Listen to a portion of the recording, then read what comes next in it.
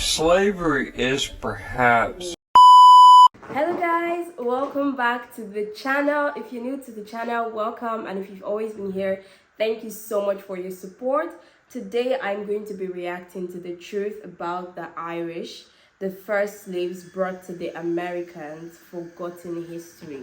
Now I'm particularly intrigued about this because the knowledge that has been passed down that I'm used to or that I'm aware of is that the Americans actually took the blacks and the Africans as slaves, but apparently from the title of this video, it is actually like the Irish that were the first slaves brought to the Americas. And yeah, I would like to find out more. It does look like a forgotten history because I have no idea about it, and yeah, the title also says that it's a forgotten history. Without further ado, let's dive right into today's video. Please, if you're new to the channel, please don't forget to support the channel by leaving a thumbs up, subscribing, and turning on the notification bell so you don't miss my next video. So without further ado, let's find out this forgotten history.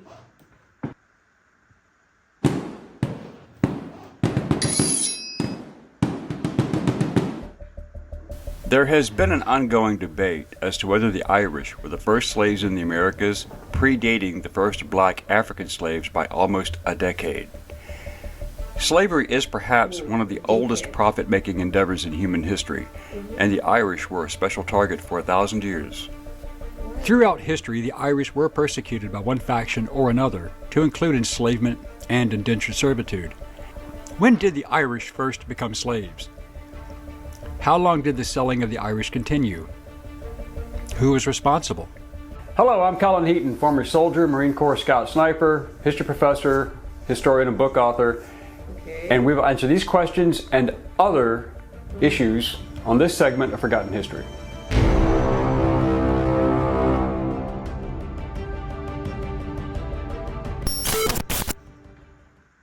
Some groups deny the Irish slavery under English and later British rule, claiming that this was nothing more than voluntary indentured servitude, which did exist.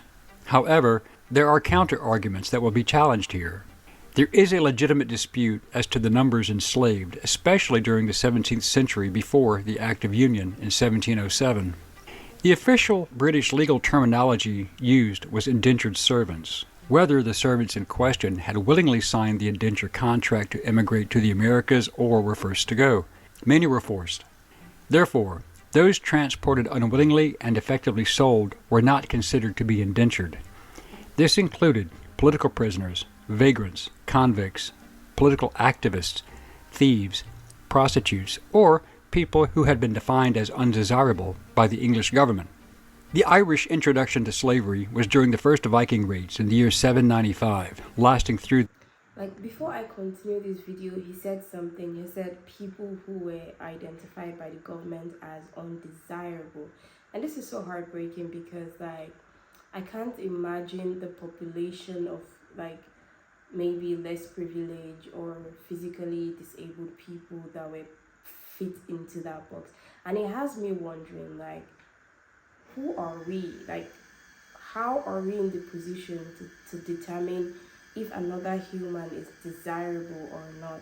And I think that's such an unfair way to classify it or to put it, but then again, it's the reality that existed back in those days that have resulted to this.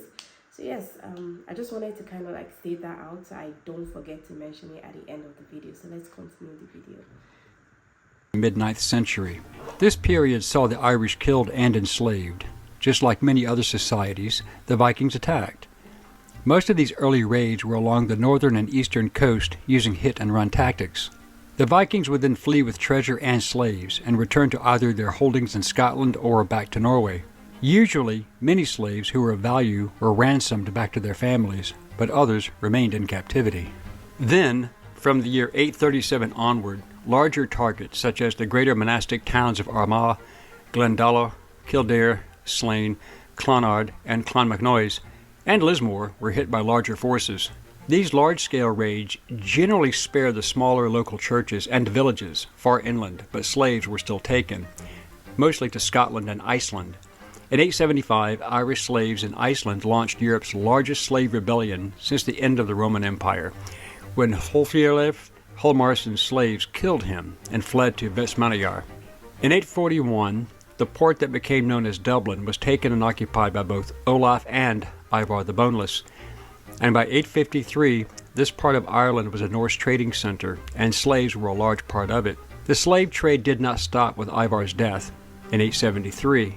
Finally, in 902, driven out of Dublin by the combined forces of Brega and Leinster, but the Vikings came back in 914 and reclaimed all the Okay, I don't know if I'm hallucinating or I'm imagining things, but for some odd reason, some of the names he's mentioning sounds very familiar. And I don't know, now it has me wondering if the storyline of the Vikings was actually based on true story, because he said Ivan the Boneless, and if I remember correctly, I think that was like the son of, I mean, I didn't finish the entire movie, but like the names sound really familiar. Correct me if I'm wrong. So like, I'm trying to put two or two together. Pardon me. territory, taking more slaves. But Irish resistance was not over. In 980, the Irish, under Mael Sechnal Mac Domhnall, king of Meath, fought and managed to defeat the Vikings and freed all of their slaves. Some Vikings who remained assimilated and adapted to Christianity and became part of Irish society. The final nail in the coffin regarding Vikings holding land and taking slaves was in 1014 at the Battle of Clontarf, when Brian Boru, High King of Ireland, attacked Dublin, aided by his allies, the Limerick Vikings. They fought other Irish allied to the local Vikings in Dublin, and Boru's force won, and all the slaves were again freed, thus ending the legacy of constant Norse raids, whether from Danes or Norwegians. The period forced enslavement and severity ended a century after the Norman invasion of England in October 1066. Subsequent Norman rulers of England eyed Ireland, and slavery in its true form was abolished in 1102. In 1155, Pope Adrian IV supposedly gave Henry II of England a papal bull, granting the king the authority to invade Ireland. However, many historians believe that this authorization was a forgery. Regardless, Henry II of England faced excommunication for the murder of Thomas à Becket, the Archbishop of Canterbury, so it is possible. However, Adrian's successor, Pope Alexander III, granted the lands of Ireland to Henry II, although it was not his land to give. The Norman conquest of England and Ireland were cataclysmic events that would shape Ireland's as well as world history and create tensions with England for the next 800 years. The Normans were initially invited to Ireland by Dermot MacMurrough, the deposed king of Leinster. He is sometimes referred to as Dermot of the Foreigners, and his grandmother was the granddaughter of Brian Boru. In October 1171, King Henry II landed in Ireland and allowed Dermot to recruit soldiers and mercenaries, as Ireland was made up of several kingdoms at war with each other. The city of Dublin and the surrounding area were under Norman occupation and would be called the Pale, or the safe zone. Going beyond that was considered foolish, hence the term we use today, going beyond the pale. But the Normans ended the practice of slavery in Ireland, but not serfdom, for at least a few hundred years. Despite the Norman abolishment of slavery, serfdom was still alive and well.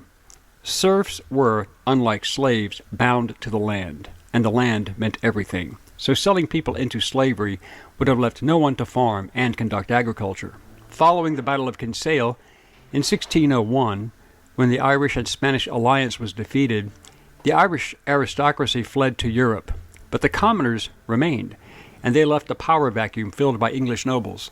Reports vary, and the numbers are in dispute, but the high number is that English forces had 30,000 captured Irish and Spanish soldiers. Other sources say half that number, around 15,000, were engaged, with 7,000 to 8,000 being captured. The Spanish allies were allowed to leave, but not the Irish. In 1603 or 1604, King James I of England, crowned on March 23, 1603, reportedly issued the order of banishment. This allowed those Irish captured to be sold, a permanent banishment. After nearly a decade, the king gave permission for the English Governor-General to collect and sell the captured Irish soldiers as slaves and send them to the New World in the Americas. In 1612, the first recorded Irish slaves were sold, possibly to the Portuguese, and taken to the Amazon River Basin, in their colony in modern-day Brazil. This brought them to the New World. There has been some dispute as to whether these people were indentured servants or slaves, but it is clear that they were forced out of Ireland to the New World, so it seems illogical and ridiculous to assume that they went voluntarily, hence the status of slaves. It has been chronicled that in 1625, James I's son, Charles I, issued the decree, and it may be possible before his death in March 1625, but given the timeline on James's death, it would appear that his son, Charles, probably did issue the royal decree authorizing the Irish slaves. This included prisoners captured, those deemed to be common criminals, and rabble-rousers who were sold. They were to become the property of the English plantation owners in the North American colonies. As a result, tens of thousands of Irish men and women were sent to the Eastern American colonies, as well as Guyana, Antigua, and Montserrat. As well, between 1629 and 1632, as other Caribbean locations over the next few decades were infiltrated, but the exact number may never be known. By 1637, approximately 69% of the population of Montserrat were Irish. Many were indentured servants, yet some were slaves. The rationale was simple. Black slaves had to be purchased at a cost of around 20 to 50 pounds sterling, a huge sum of money in those days. However, Irish slaves were sold for 900 pounds of cotton per person, but also traded for tobacco and indigo in a straight barter system. It would appear that the Irish then became the largest source of slaves for English slave traders and plantation owners at that time, far surpassing the African slave trade until the early to mid-1700s. Between 1641, during the Irish Rebellion, to 1652, it has been stated that over 550,000 Irish were killed by English forces, and 300,000 more were sold as slaves, mostly military-aged men. Their children, especially women and girls, were sold and considered quite valuable in the domestic service roles. The greatest perpetrator of this was Oliver Cromwell, who defeated Charles I in 1649 during the English Civil War and had him executed. Cromwell, as Lord Protector, waged a ruthless war against the Irish, starting in 1649. By 1650, it is claimed that nearly 29,000 Irish were sold to planters in St. Kitts. During the decade of the 1650s, it is also claimed, as well as disputed, that around 100,000 Irish children, generally from 10 to 14 years of age, were taken from their parents and were also sold, and sold themselves also as slaves or indentured servants in the West Indies, Virginia, the Carolinas, and New England. It is also claimed that between 1651 and 1660, the Irish slaves far outnumbered the colonists in all areas. In 1652, Cromwell ordered that 12,000 Irish were to be sold to Barbados, and those numbers are not in dispute, only their status. On 1 May 1654, his "To Hell or to Connacht" proclamation was issued during the Act of Settlement of 1662. This was when the English began confiscating all Irish-held lands, and the native Irish were relocated west of the Shannon River. Those who resisted were sent to the West Indies as slaves or executed. His own words proclaimed, quote, "Those who fail to transplant themselves into Connacht or County Clare within 6 months shall be attainted of high treason, or to be sent to America, or other parts beyond the seas. Those banished who return ought to suffer the pains of death as felons by virtue of this act without benefit of clergy." End quote. The English could kill the Irish without penalty, but selling them offered great profit. It is claimed that over 80,000 more Irish were sold, with 52,000 going to the colonies of Barbados and Virginia.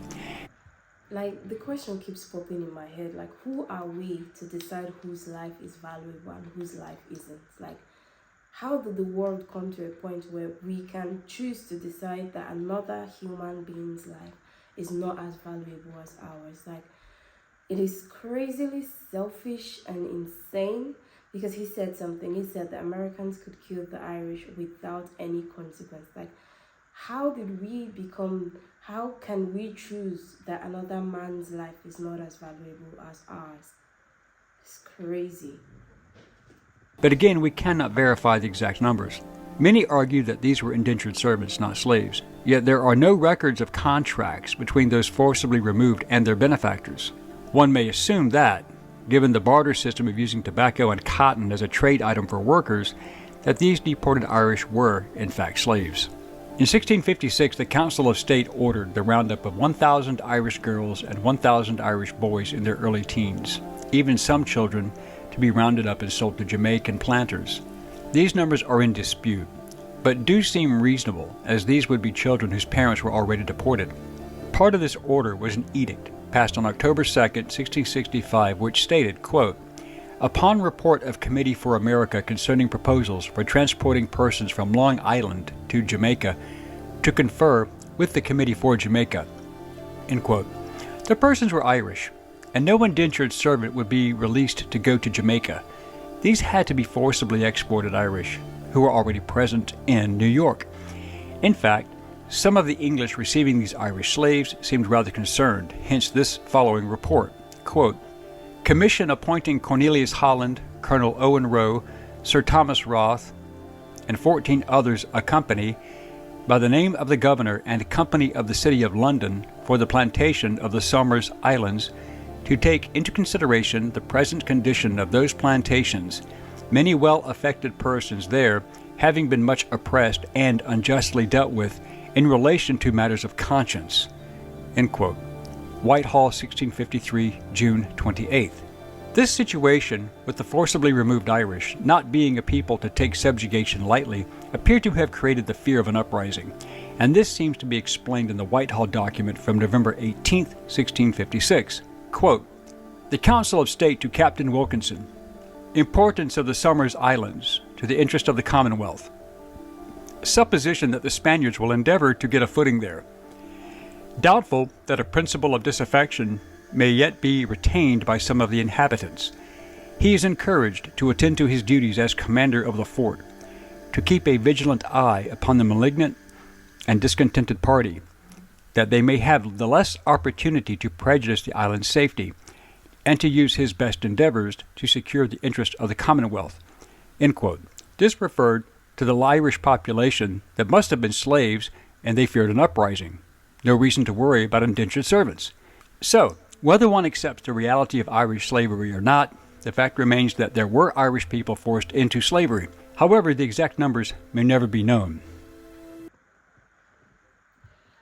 The concept of slavery is so evil, so selfish, so heartbreaking. Like, I just don't understand how much of empathy another human being would lack towards another, to a point where you decide that this person's life is not equally as valuable as yours. And the issue with slavery is it's not over. There is still something called modern slavery, which a lot of people are aware of or are not aware of. But modern slavery is basically something like this, except you're being paid way, way, way lower than the minimum wage, or you're not even being paid at all.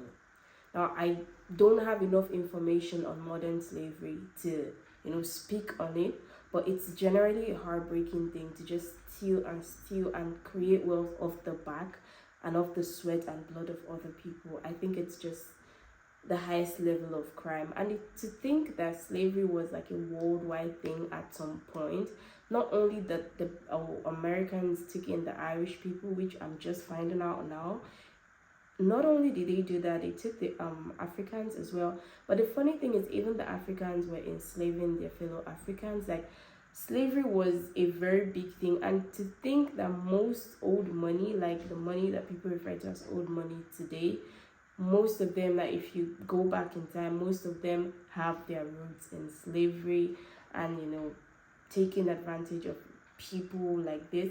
And it's just heartbreaking that we've not been able to completely take out the ideology or the concept of slavery out of the system completely, because we are still struggling with things like capitalism, and modern slavery it's on the high rise, with capitalism going on the high rise as well. And I think it's just really heartbreaking, and I'm hoping that my children or the generation to come will be able to thrive in a society that is fair and not void of love, not void of empathy, in a society that feels more like a community, which is one of the reasons why I'm not so big on individualism, just because they kind of take away the community factor. And I feel like In a world where there is more community, there is more empathy, there's not going to be, capitalism will not be as big as a thing, and modern slavery will not be as big as a thing as well. I hope I've been able to touch on everything that came up on my mind while I was watching this video. Anyways, I hope you enjoyed today's video. It was very enlightening for me. I hope it was equally enlightening for you. Let me know what you think about this. If you want to add something, remove something in the comment section, please let me know. I'll be waiting and watching out for your comments, as this channel is basically dedicated to my learning journey as a Gen Z, and digging deep into history by watching these things in real time alongside my amazing viewers. Now, please do not forget to support the channel by hitting that subscribe button, turning on your notification bell so you don't miss my next video, leaving a thumbs up, and of course letting me know what you think about today's video in the comment section. Until next time, guys, bye.